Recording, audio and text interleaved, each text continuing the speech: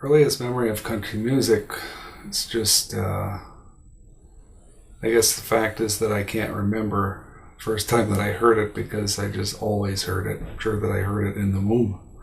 And so I don't have an earliest experience because it's never not been there. It's always been there.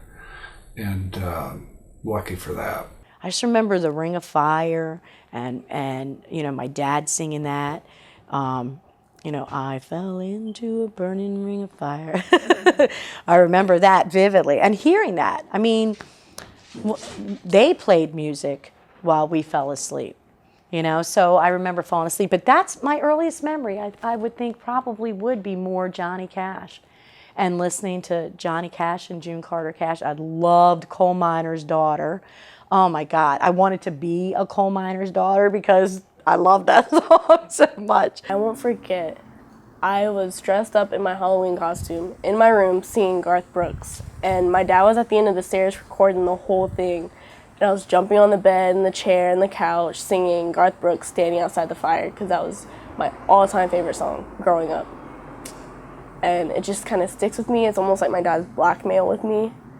We had one radio. And, you know, we listened to what Dad wanted to listen to, and that was country music. And so I just grew up listening to country music. I really didn't know there was anything else. And I liked it. I like it today. It really takes me home.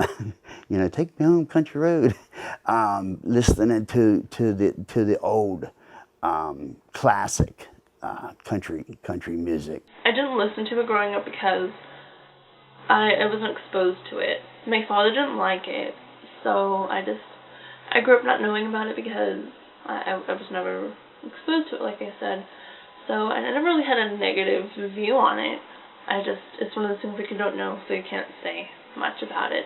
I actually grew up in Wyoming, in a little teeny town called Afton, and I'm pretty sure you've never heard of it. Most people haven't.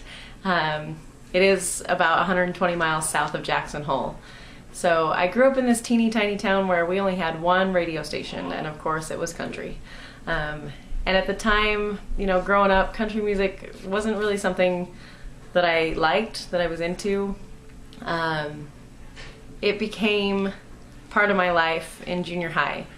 The first time I heard Friends in Low Places by Garth Brooks, I was hooked. I listened to very little growing up. I didn't really start listening to it until I got to college. Like, I was familiar with, you know, Merle Haggard, Hank Williams, George Strait, Garth Brooks. I grew up listening to it very little bits, but I didn't really embrace it until college. I was going to a school function, and it was like a hoedown, I guess you could say, and I was like, I need to brush up on my country, and so I started to listen to a little bit more than more current country, and I was like, you know what, I kind of digging this. And then from then on, haven't looked back. Because I hated it growing up. I remember when my dad would always turn on the radio, I'd be like, oh, Dad, don't make me listen to that. And I was like, oh.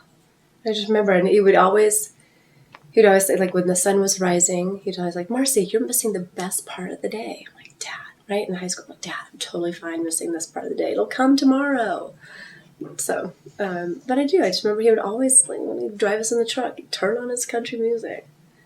I thought it was awful. And so I think it's so surprising to me now I love it.